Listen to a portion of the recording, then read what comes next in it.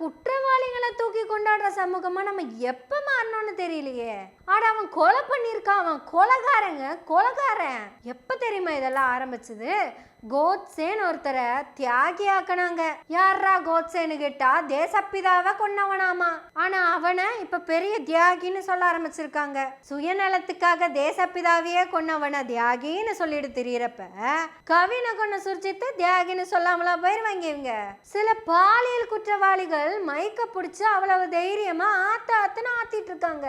ஆனா கம்ப்ளைண்ட் கொடுத்த பிள்ளையவே அவ பாலியல் தொழிலாளின்னு தைரியமா சொல்றாங்க.